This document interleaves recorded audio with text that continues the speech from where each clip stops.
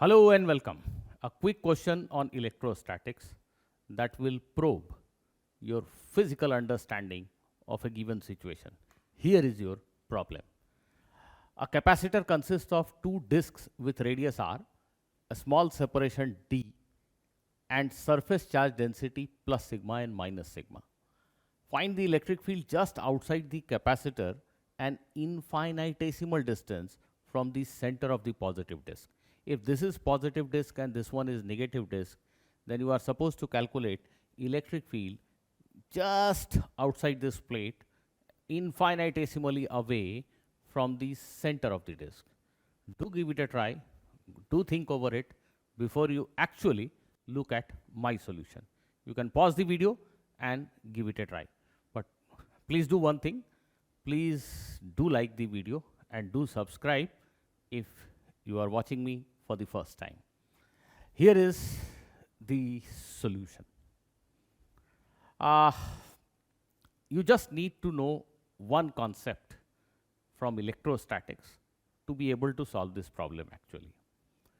If we have a disk charge, uniformly charged disk having surface charge density sigma, having radius r, then on the axis of the disk at a distance x from the center, the expression of electric field is sigma by 2 epsilon naught minus sigma x by 2 epsilon naught under root r square minus x square. This is obtained by considering ring elements and writing electric field due to each and every ring at this point. Integrating for all rings, you get this expression. When the disk is very large, r is tending to infinity, in that case, this term will go to 0 and the field in front of the disk will become basically independent of distance x, and it will become sigma by 2 epsilon naught, which is again a very standard result. So this is the only concept that you need to know. Do you want to give it a try now? I understand that many of you are still thinking, why at all there will be a field? It is a capacitor and we have learned that there is no field outside a parallel plate capacitor. You are right. To the first approximation, yes, there won't be any field out here. But in this particular question, the radius of the disk is finite. Though it has been said that d is very small compared to r, but exactly this radius is not infinite. And we, while studying parallel plate capacitor, we often idealize it by assuming that plates are of real infinite dimension, which practically they are not. So yes, to the first approximation, field here is 0. You can say, if at all there is a field, it is very small. But what is that small field?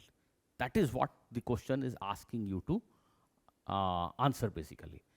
They want you to tell, even if the field is a very small number, please tell what is that small number. So how do we proceed? I think I have given you enough hint and you can give it a try now. Okay, I am assuming that we all know this formula, right? And hopefully just look at it once more. This is the result that we are going to use here. Now consider that this is positively charged disk and this is negatively charged disk, and separation between them is d. We are supposed to write field at this point which is very close to the positive disk. What are we going to do? We are just going to use superposition theorem. We will write field at this point because of this positively charged disk, and then we will write field at the same point due to negatively charged disk and add them. That's all. As far as this positive disk is concerned, yes, this point is very close, isn't it? And if it is really very close, then we can take this disk to be of infinite size. I mean to say, in the formula that we saw here, the x is extremely small compared to r. So this r is very, very large in fact as compared to x. So this denominator is actually very large number, and this number anyway tends to 0. So this will be the field because of this charged disk at this point. If it is positive, the field will be away in this direction. Let me call this as E positive, field due to positive charge. What about this? For this negatively charged disk, okay, this point is again very close. at a distance d, but not so close as it is to this disk.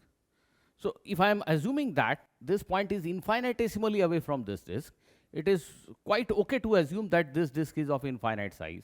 But for this disk, this point is not so close that I will assume that this is of infinite size. Well, as a first approximation, we can always do that. We can always say that field due to positive and negative charges will cancel out here. That's right. But the question is asking you to find that small difference. So what is next option available to us? What we are going to do is, we will assume that, okay, for this point and this disk, we are not going to consider it as an infinite disk. This separation is some finite number. So we will use that formula that we learned just now. So just a minute, yes. Field due to this negatively charged disk will be in this direction. I have denoted it by E minus. So E plus, because of this plate, the field is sigma by 2 epsilon naught in this direction. E minus, because of this plate, the field is in this direction. And in place of x, I have written d. From the center of this disk, this point is at a distance d, separation d, where this point is just infinitesimally outside the positive disk. So d is quite a good approximation, isn't it? In fact, it is d. So what will be the resultant field here? The superposition of these two fields, the vector sum of these two fields. I mean, the difference of magnitude of these two fields.